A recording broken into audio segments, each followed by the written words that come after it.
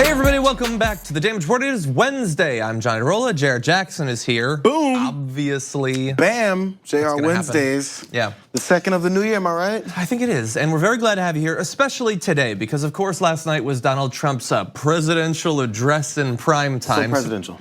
It was very presidential. We're gonna talk about that obviously and some of the responses to it. But we've got more beyond just that, including a couple of good news stories. So we unfortunately yesterday didn't get to Florida's implementation of their Amendment 4 that gives those with past felonies who serve their time the right to vote again. We're gonna be breaking down that and how many people it's going to affect. And then also, two amazing pieces of news out of New York City on healthcare and workers' rights that are just great, and especially to have them back to back. We're gonna be talking about those. And then progress on R. Kelly, perhaps. New scrutiny of the singer and potentially a new investigation as well. So we're gonna talk about that. Oh, we also have a great guest. So a Yale psychiatrist is gonna be joining the show.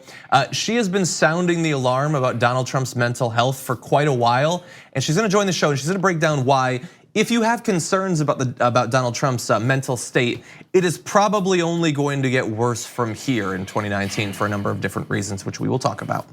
So very exciting, why don't we jump right into it? Last night, Donald Trump addressed the nation and a lot of people saw it because the networks did cover it. He's the president, I guess. He was talking about a national emergency or something, supposedly. Anyway, in advance of it, we of course broke down the truth of what's happening at the border, and it's a good thing that we did because we predicted that he would lie, and lo and behold, his speech was filled with lies. So Jayar, we did live coverage of it for TYT last night. You weren't there, so this is the first I'm hearing from what you thought of the president's address. Did he make the case for why we need a border wall? Well, that's the thing. You have to, in looking at something like this, when it's as divided and contentious as it has been, what you want to do is find a way to maybe shift it, move it to maybe argument more on your side. You want to convince people. So telling people that are for no reason are gonna believe everything you say, no matter what. If you say we need border wall because there's too many cats down there, and they'll go, whoa, it doesn't matter, right? So those people you don't have to address. So I went into it thinking, how is he gonna convince people who are like going, you know what, I'm a little concerned about the situation at the border. I just don't really believe that it's as bad as they're saying, obviously because of the lies that his administration has been telling. And he didn't accomplish any of that. None of that happened. So either that wasn't the objective or they missed the mark. I'm not sure which, well actually I'm sure which one it was. That wasn't their objective. They don't care about convincing anyone that isn't already on their side. In fact, if you're not on his side, what he does is demonize those people and call them un-American and against him. Remember after he won the election, he visited states that he won. Yeah, that he won. Because he only represents those states and those folks. So was there anything in the speech that surprised you? Anything that was in there or what that wasn't in there? I tweeted about this and a lot of people were upset about it. That I was actually disappointed at how little effort was given to that. I was like, wow. At first I said, oh, it's over already? And we already knew it wasn't gonna be that long because they had, previous to whenever these things come out, we know about how long it'll be. But I said, okay, so there was some instances of violence and murder that happened. And then followed by, okay, I'm done. With such a low level of energy, talk about low energy, when he was running the campaign and talking about Jeb Bush, I said, I don't think his heart was in this. Like, it's the first thing I saw. I was like, I was disappointed at his lack of interest in this, considering he shut down the government over this is his pet project, yet he didn't seem very invested last night at all. Yeah, despite all of that though, many on the right wing liked it. I went to Breitbart and I thought, maybe they expected more. No, they were a fan of it. And the particular compliments that Donald Trump receives, both on cable news and in print from right-wing Trump supporters, to be fair, it is amazing. Like, people like to make jokes about white male mediocrity and how low the bar is sometimes, but they were really saying that he stuck to the script. He didn't go crazy, he didn't fume, he read the speech. And it's like, I'm old enough to remember how the right approached Barack Obama when he used a teleprompter. Like, the fact that he used a teleprompter, even though we know that he can speak extemporaneously about any number of complicated topics, was shown as proof that he was a simpleton.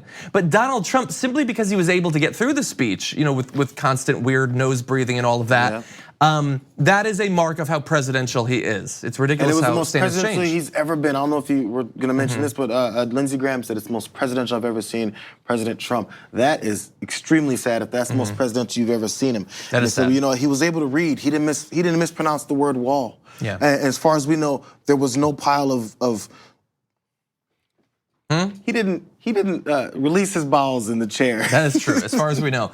So what I found, make me say horrible things. If I was to do a Family Feud style thing of words that you would associate with, I don't watch a show, so maybe this analogy will suck. Words you'd associate with the speech, I think the number one thing would be would either be boring or inconsequential. Right.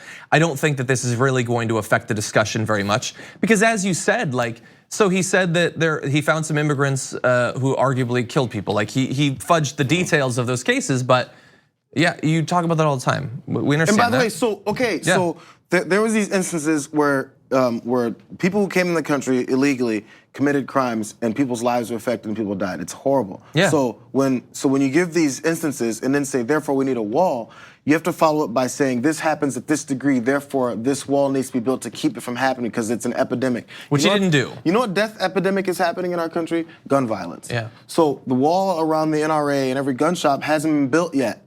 And in fact, when we see a massacre of people and we don't talk about that, then you wonder, how much do you really care about the lives of the people that you're now putting forward for your symbolic wall that will have your name on it because you want to have a triumphancy over for yourself. Yeah. That's what this is about. So even when you say, oh, you guys don't care about those people whose lives were affected, were killed by these immigrants.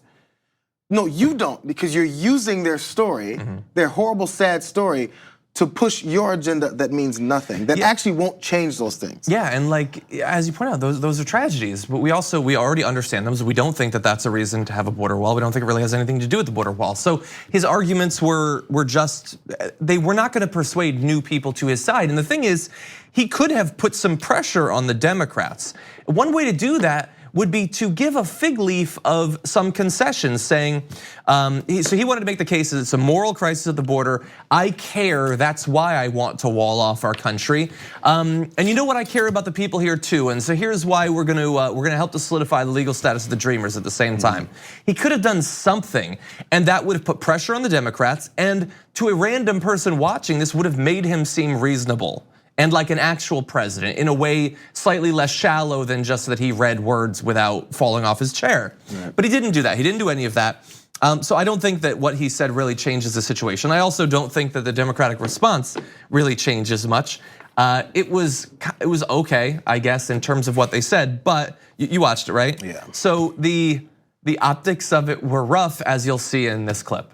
The fact is, President Trump must stop holding the American people hostage, must stop manufacturing a crisis, and must reopen the government. Thank you. Leader Schumer? Thank you, Speaker Pelosi. Okay, so you see that there were some issues there. And like when Jayar, say John Adirola. John Adirola. Thank you, Jayar Jackson. That's so weird. No, you look at the person you're thanking. It's so weird. No, it's the thing. It was very artificial and robotic and unnatural. No, and that's the thing. And everybody knows we do all the shows on TYT without teleprompters, even the introduction stuff and presenting the stories, which is a tough thing to do. So I get the use of teleprompters when you want to get the things correct that you're saying. Yeah. But we're all human beings, and you have to have a level of skill to be able to say what you mean and engage with the people you're talking to without it having to be like, make sure you say, as I said before. Yeah. Like, you know how to say, as I said before, without having to read it and do it to that degree. What happened? Yeah. They've done this before. They had their that Trump actually made, their weird meeting with him, and that was impromptu. Yeah, that was off the cuff. That was better. Schumer and Pelosi sat in like normal people and had a conversation and actually were convincing and looked like the people who were thinking in that situation. They couldn't do it again. Exactly, yeah, I agree. And I understand some people will say, well, what they said is more important than how they said it. And I don't even disagree, but the stakes are pretty high. We do need good messengers as well as a good message. I also have issues with the message, but I also don't think, they reiterated their position. Okay, that's what they did, that's great. I agree with their position more than I do with Donald Trump's. But again, we do need it to be delivered in the correct way. And I think that Bernie Sanders did do that a little bit later on in the night. And even Chuck Schumer, I think he was more effective after that little speech that you saw a snippet of. So he tweeted out showing a video compilation showing Donald Trump's hypocrisy on this issue, which you'll see here. I actually think the president would be blamed. If there is a shutdown, I think it would be a tremendously negative mark on the president of the United States. He's the one that has to get people together. They're not going to be talking who the head of the House was, the head of the Senate, who's running things in Washington. So I really think the pressure is on the president. So look, hypocrisy no longer matters. We understand that. And they will say different circumstances without ever explaining what exactly those are. But I think that was a little bit more useful potentially. But again, I would say overall my evaluation is neither what he said nor the response from Democratic leadership really changes the situation. Right. The shutdown continues, people are still hurting. There's no crisis of the sort that Donald Trump is attempting to describe. But we are in a bit of a crisis because of the choice to continue the shutdown. Yeah, I mean, think about if you're gonna start traveling and you're flying somewhere, you might start to worry about the level of security we have, the level of interest that people who are not getting paid to ensure that security have. So that needs to be addressed as well. Exactly. When they can start bringing these things. There's so many things you can bring up. It's a disaster. Exactly, yeah. Unfortunately, we're not paid to do that, unfortunately, for them. I wish that we were. Okay, we're gonna take our first break. We come back, some other reactions to what went on. A bit more productive on the side of new Representative AOC. And we will also have, how did the AP conduct their fact checking of last night's address after this? We need to talk about a relatively new show called the Republic, or UNFTR. As a Young Turks fan, you already know that the government, the media, and corporations are constantly peddling lies that serve the interests of the rich and powerful.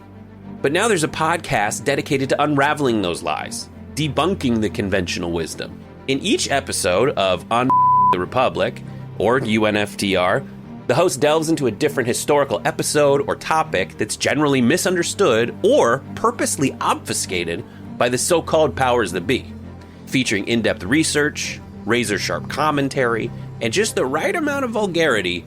The UNFTR podcast takes a sledgehammer to what you thought you knew about some of the nation's most sacred historical cows. But don't just take my word for it. The New York Times described UNFTR as consistently compelling and educational, aiming to challenge conventional wisdom and upend the historical narratives that were taught in school. For as the great philosopher Yoda once put it, you must unlearn what you have learned. And that's true whether you're in Jedi training or you're uprooting and exposing all the propaganda and disinformation you've been fed over the course of your lifetime. So search for UNFTR in your podcast app today and get ready to get informed, angered, and entertained all at the same time.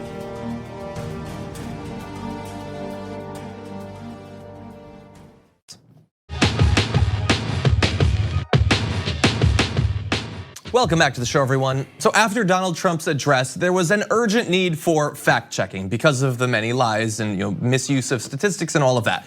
We did some live on TYT. Many other organizations, either on TV to some extent, but a lot in print, did a great job of pointing out where numbers were misused and all of that.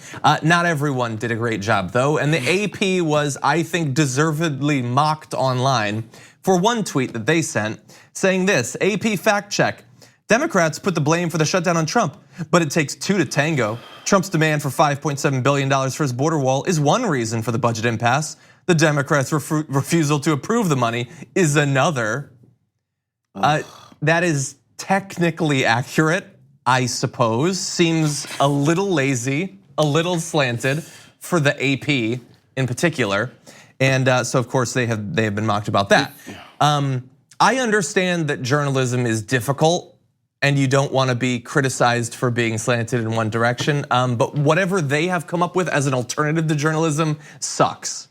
I will just say that. So, it takes two to tango. First off, if your fact check has to include it takes two to tango, that's not part of the fact. Revelations there. So it takes two to tango is just, it's an aside to set up your opinion, gotta be honest.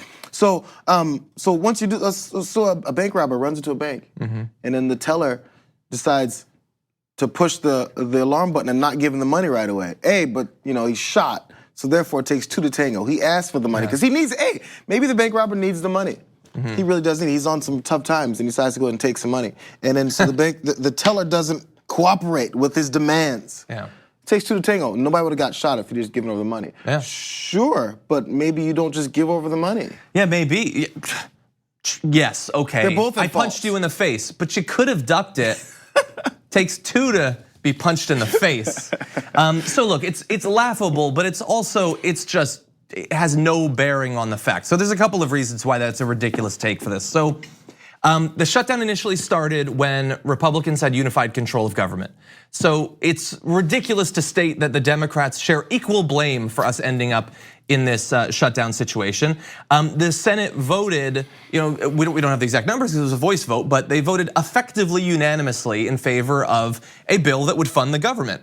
Now we can't get that with the Democrats in the House voting for the same thing. We can't get that because suddenly the Republicans have backed off because Donald Trump has put pressure on them because he wants the wall. That variable that has changed is not the Democrats' responsibility. That is Republican cowardice in the Senate that has resulted in no bill going to the president's desk. So there are multiple reasons there where you can point out that there are multiple people to blame. That's true. I would blame Donald Trump. I would also blame Mitch McConnell. I would probably blame the right-wing radio and TV hosts that have put pressure on Trump to make him think that the wall is his hill to die on. So there are multiple people to blame. The Democrats in this particular case aren't among that list. So when we talk about how the Republicans weren't able to pass this when they had control of both chambers and also obviously the presidency in the first 2 years, they point to, hey, but we needed some Democrats on board because the Senate there was too many Democrats to keep us from taking it all the way to the president.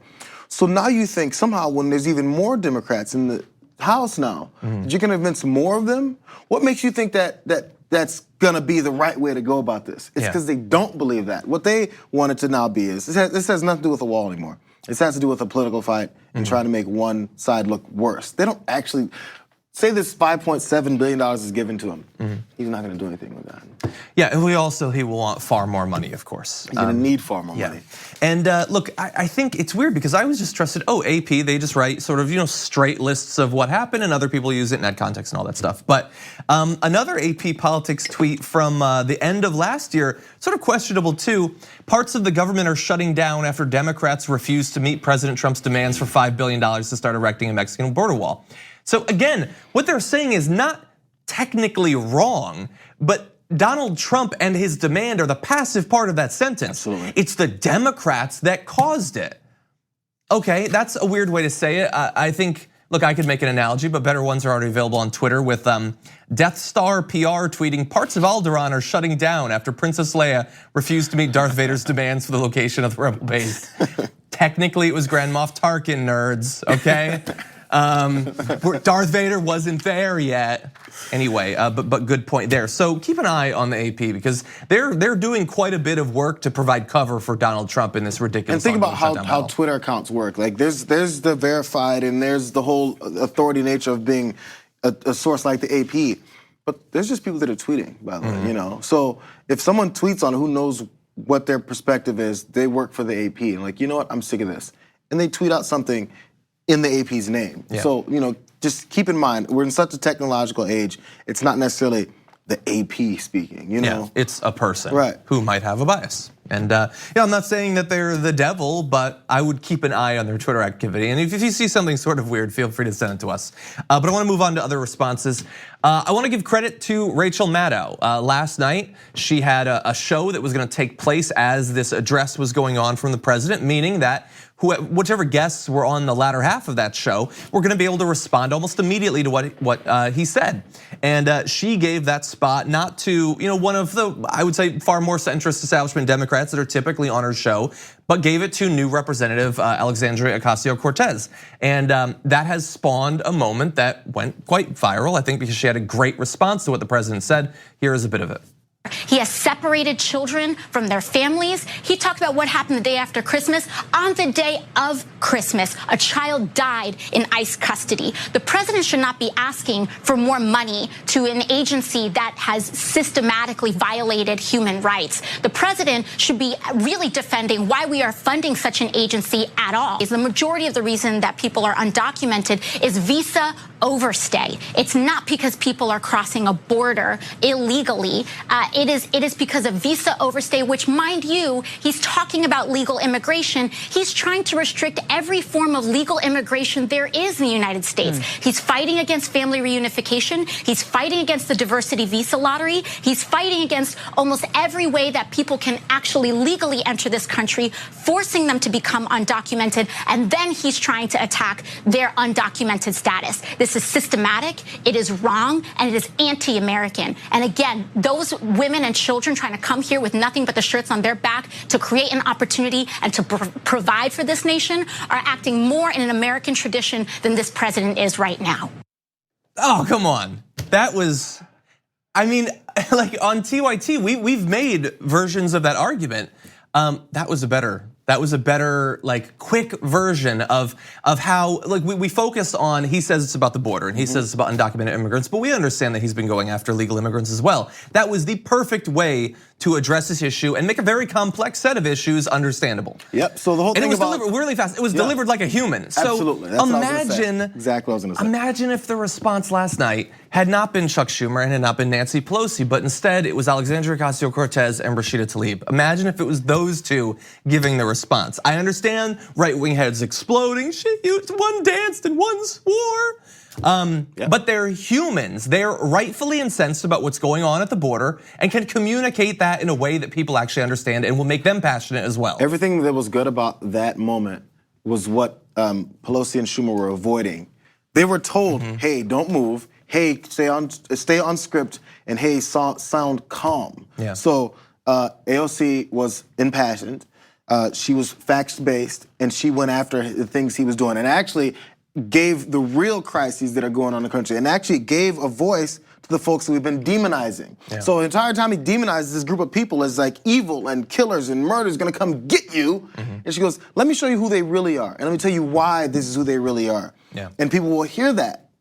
And then people would get mad again if it was her and Rashida Tlaib going on. They would say, "Look at these two women in their anger. Look how mad they are. Why is she yelling? Because we're mad." Yeah, and the thing is, we know that Donald Trump, a lot of his support came from supposedly rightfully angry conservatives. Well, okay, so why are you allowed to be angry about the wrong people when we're angry about what's actually going on?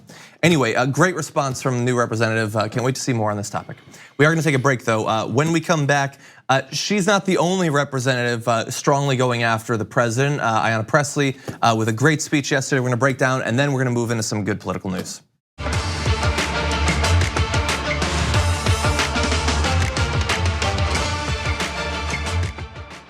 Newly sworn in Representative Ayanna Pressley was given 1 minute to speak yesterday on the House floor, and she ended up getting reprimanded for what she said. So, what generated so much controversy that she had to be attacked for it?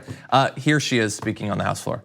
Mr. Speaker, I rise today in opposition to the occupant of the White House. Mr. Trump, you took an oath, just as I did 5 days ago, to protect and defend the Constitution and the American people. Sir, you dishonor that oath. You devalue the life of the immigrant, the worker, and the survivor. I see right through you, and so do the American people. This has nothing to do with border security. Your shutdown, another Trump-generated crisis, has brought a tsunami of hurt to the American people.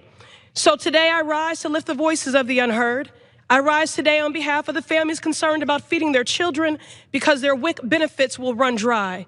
I rise today in solidarity with the thousands of workers with calloused hands and broken spirits working for no pay. I rise today in support of the survivor fleeing violent hands, seeking safety only to find the shelter door locked because of your shutdown. I rise today in support of the American people who believe in the promise of this nation and ask for honest pay for an honest day's work. Today I rise as one and I stand as thousands. Thank you, and I yield back. Members are reminded to refrain from engaging in personalities toward the president. Okay. That was something. Okay, so and both the response, but much more importantly, what she said. That was strong. No, exactly. Straight to the point, concise, and very true. Because that's what when people go on and constantly say, "This is what American people want. This is what American people want." Hey, so when she says it, then we must remember to not. Was it characterize the president or to say anything at the end? Engage in personalities. In personalities. I don't know what that means. It sounds dirty. So you know what? You know what? Go back tomorrow and say another one. Yeah, I would engage in some more personalities. What are they gonna do? This is what the American people wanted you there for, to represent them. Yeah, and look at what gets you talked down to on the floor of the House. She was speaking in defense of the workers who got, if this shutdown continues for weeks, let alone the months or years Donald Trump says he's ready to keep it going for, imagine what will happen to those families. The bankruptcies, people losing their houses potentially. God knows, there's businesses relying on loans and God, all of those issues, obviously. She spoke out in favor of migrants as well. Like, she recognizes the actual people who are being harmed by this. Donald Trump is obviously solely focused on himself in this. And he sees ruin if he doesn't get his wall. He thinks his base will turn against him. I think some might, but I think that they're locked and loaded. I think they're never going to turn against him. All he's doing is give it an excuse. I'm sorry, last thing. So but anyway, it was great. This is the reason for representation in Congress and in the Senate that's different than just the traditional old white guy, because they don't have the perspective of life experiences that other people have. She sees the way the struggles that some people would have, and she will voice it. No one else, they're worried about the rich folks that and what they paid them to tell them to do, everyone else in Congress. Yeah. So they represent them and let new people who represent the rest of America speak out. Yeah. And honestly, they don't like seeing that, and that's what most Americans love to see. Exactly, yeah, and I would love to see more out of Ayanna Pressley in that vein. Okay, let's move on to good news. Yesterday, good news in Florida, and that is that as a result of a ballot initiative back in the midterm elections of just a couple of months ago, those with felony convictions in their past who have served their time will be able to vote once again. That was Amendment 4. It restores voting rights for people as long as they've completed their sentences, so let's be clear about that. Anyone convicted of murder or felony sex offenses is excluded from that. But that leaves about 1.5 million people in Florida who up until yesterday had completed their sentences but were disenfranchised. That's 9.2% of the voting age population in Florida, which by itself, that's an insane percentage. Maybe we're locking up too many people. Let's look into it. And so that's overall, that's back in 2016, by the way, it was 17.9% of potential black voters in Florida as well. And so this affects all sorts of people, but there is a disproportionate influence in terms of disenfranchisement in Florida on the African American community. So for that nearly 10% of the Florida population that wasn't able to vote before because of felony convictions, what you have to also, obviously because murders and sex offenses are excluded from those numbers, in case people wanna bring that part of it in. What kind of crimes and offenses were these? Because this is the one thing that many people agree with Trump on that's bipartisan is his push to get some criminal justice reform. So after you get the criminal justice reform, as far as people being locked away for certain lengths of time, for certain crimes, also the people who had done this time and had felonies for something like drug possession, allow them to become members of society again and have a say in their government. Yeah. If you're against it, you're gonna have to give a really good reason as to why suddenly you're against people being represented now that they've done their time. And honestly, probably too much of it. Yeah, and the thing is, on the other side, we played months ago in advance of the amendment, Tucker Carlson attacking the very idea that we would ever give the vote back to these people. And they do not feel any need to explain why they shouldn't be allowed to vote. Yeah. They simply assert it. It is crazy that you would let these people vote. Well, why? Why should they have no rights? Why are they dead to democracy, even after they've paid their debt to society? So that is, of course, ridiculous. By the way, this is 1.5 million who will get the right to vote restored. That is great. Still leaves literally millions of people across the country in other states that have not made this move. So more work to do. And by the way, as a preview, so Desmond Meade is the president and CEO of Florida Rights Restoration Coalition, who fought for years to get this amendment on the ballot, and is obviously a great part of why we now have this amazing news. Desmond Meade will be joining us on the Damage Report next Tuesday on the 15th. So we'll be interviewing about this, about how this was achieved and where we go from here. Can I tell you the reason why they don't give the answers to why they don't want these folks Why is that? to have? Because they have to listen to them. Yeah. Also, That's how we keep calling them people, but are they really people? They committed felonies after all. Okay, one more bit of good news. Yesterday, Bill de Blasio announced that he is going to be expanding access to either very low cost or free healthcare inside of New York City for hundreds of thousands of individuals, including homeless, undocumented immigrants, and all of that. Great news. Today, more good news, going to be unveiling legislation that will need to be passed, of course, but that would guarantee 2 weeks of paid time off for workers inside of New York City. That would affect 500,000 people who don't currently have paid vacation inside of New York City. That's 200,000 workers in the hotel and food industries, 180,000 workers in professional and business services, such as cleaners, clerical workers, and sales workers, and 90,000 workers in retail. So I mean, imagine the increase in just quality of life for 500,000 people inside of New York City if they're able to get this legislation Think about through. how much are the people that are in charge of legislation and the laws in our country and workforce, how much they have so much disdain for Americans. We keep talking about how we're the greatest nation in the world, but we hate our citizens. So again, if you have something against this, tell us why you hate Americans. You're so patriotic. I love America, but you hate the citizens of the country?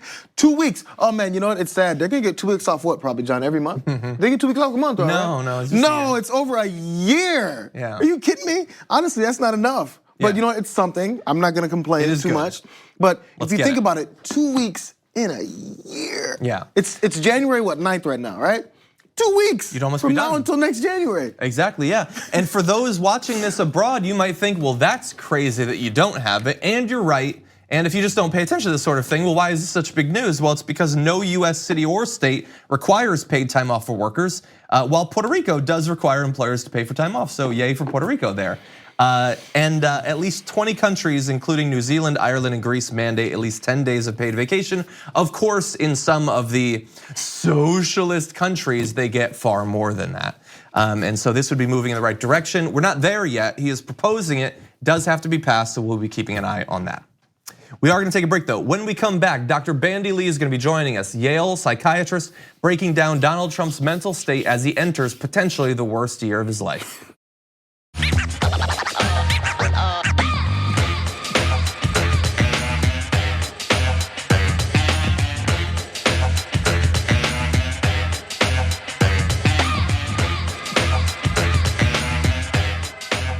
Welcome back to the show, everyone. Having a little bit of trouble connecting with our guest. Hopefully will be joining us in the last block. Stick around for that. I have a feeling it is going to be fun and hopefully informative as well. But we do have other news to get to before that.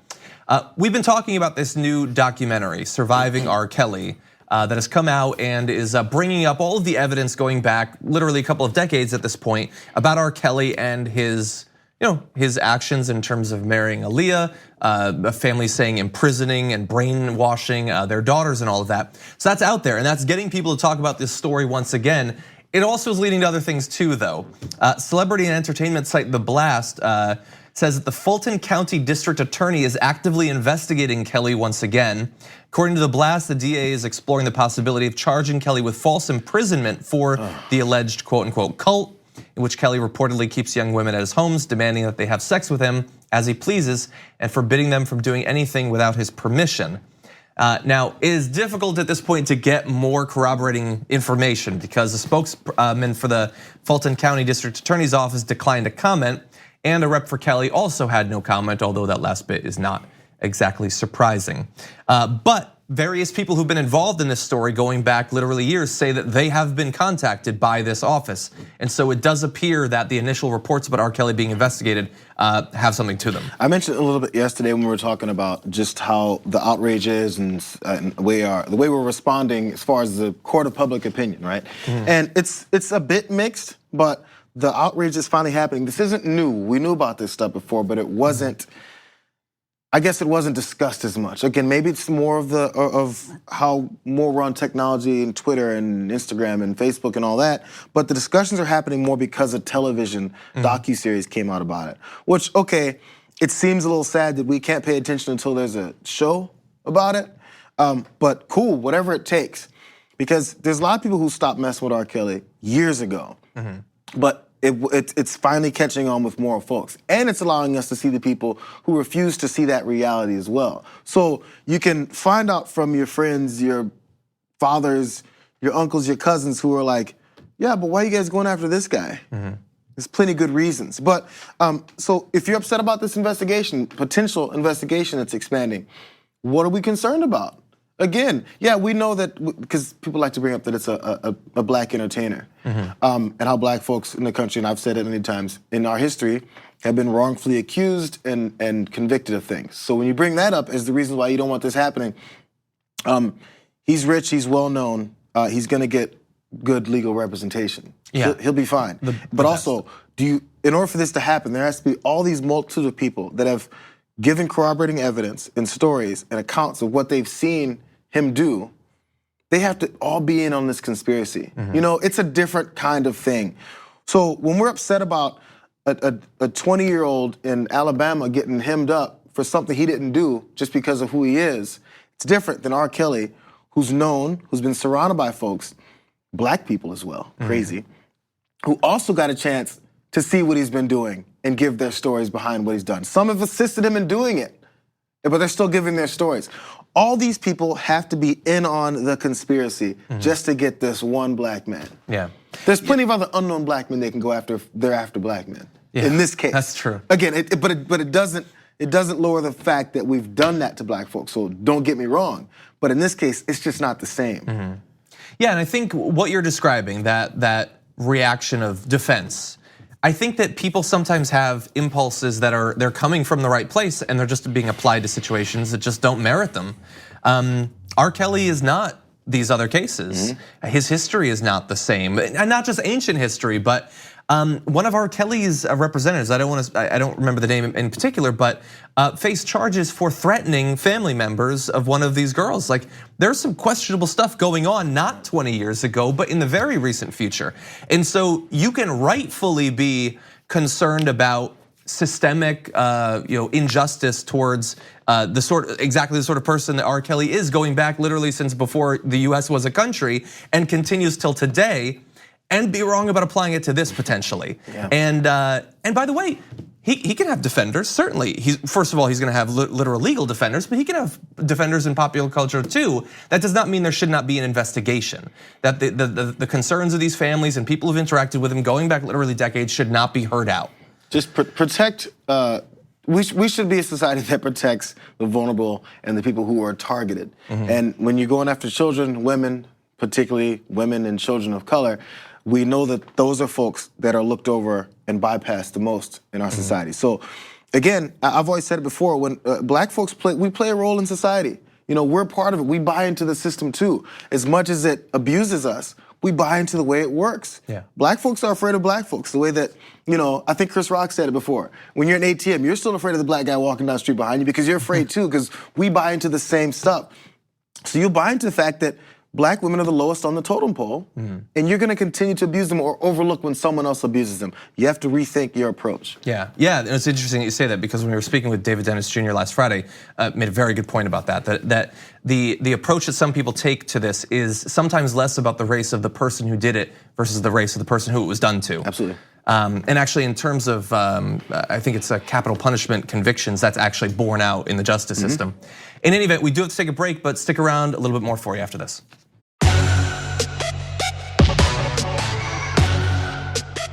Welcome back, everyone. We return with breaking news. The EPA might well have a new director, a new permanent director, I should say.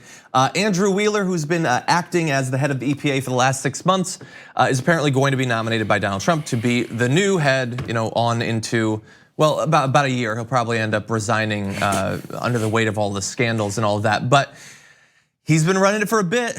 We've broken down his resume. He is a coal lobbyist by trade. So just to give you a bit of an idea of the approach of the EPA under Andrew Wheeler, I would say it's going to be negative vis-a-vis the environment.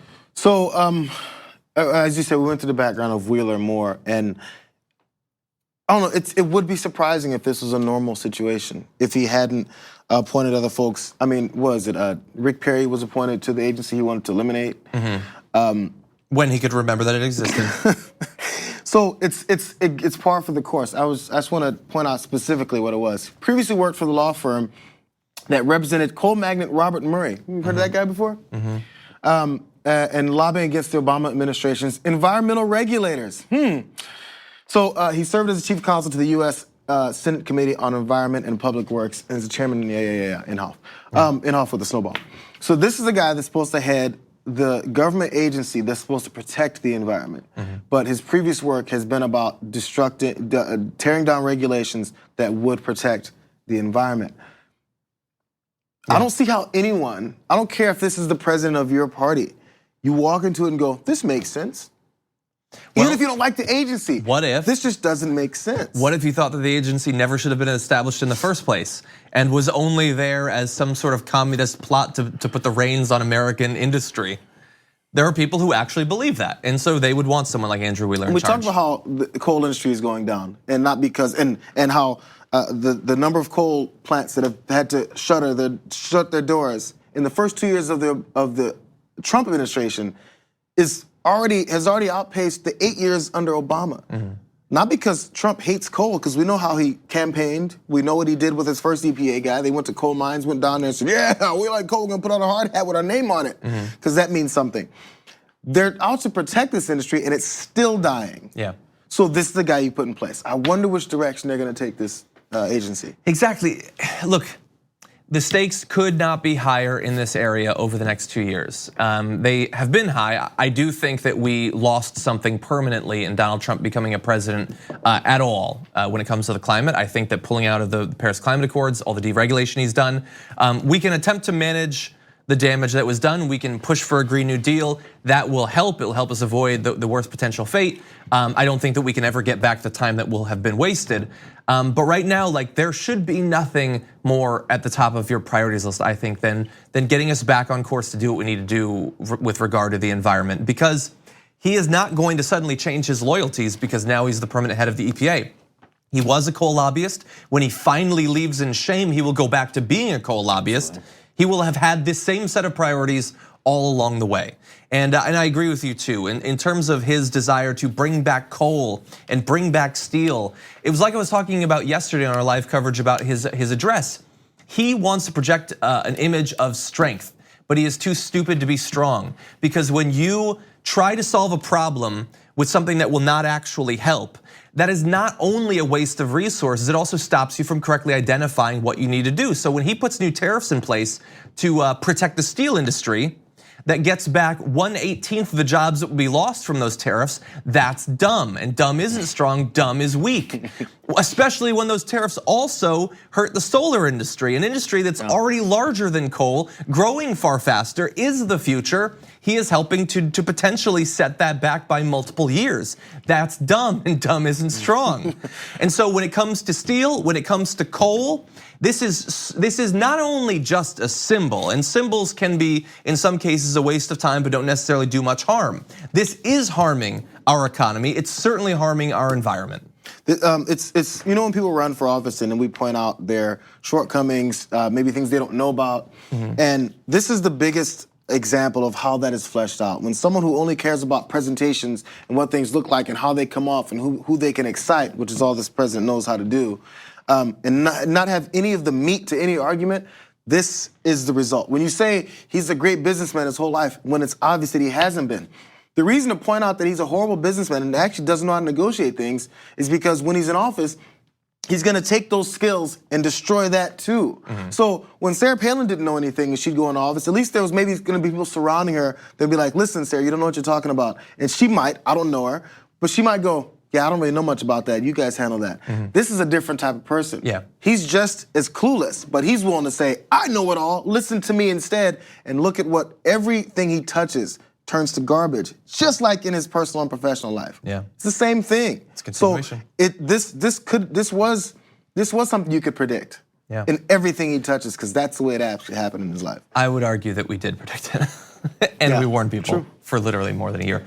Okay, with that, there's a lot that I'd like to get to in terms of news. And by the way, we were unfortunately not able to connect with our guest. Hopefully in the near future, we'll be able to have Dr. Lee on to break down Donald Trump, his mental health, and how it actually will affect our lives on a day-to-day basis. But I want to end the little bit of time that we have. We're available as a podcast. Many of you listen to the podcast. Others, you watch the videos either live or when they're uploaded on YouTube. I don't know if you know, but discoverability of podcasts is effectively non-existent. The only way that new people discover podcasts is when people rate it and when they review it. Super competitive, and so I want to thank all of you who have done the ratings, done the reviews, and I want to do that by reading one or two of those that you've recently done. Orthan Gren posted a review saying, absolutely a necessity in my life. As a member, this is the best podcast on the network. I love the format of the show. The interviews are informing and build a new perspective on a variety of issues. My C says, always informative, honest, and lighthearted, even in view of dire events. Sympathetic, understanding, and upbeat. inspirational and uplifting, great host and co-hosts. And John Iadarola is a good example of a good example. I don't know exactly what that means, but thank you for those reviews. And so if you go and you rate the podcast and you review it, there's a good chance that I will read your review live on the show on a future episode. Wow, so read the one about Jayar Wednesdays. I have been scrolling, I searched and nothing came up, unfortunately. No, I'm kidding, they obviously love you. Thank you for joining us, as always. Thank you for watching, everybody. Tomorrow, so much to cover. I'll see you then.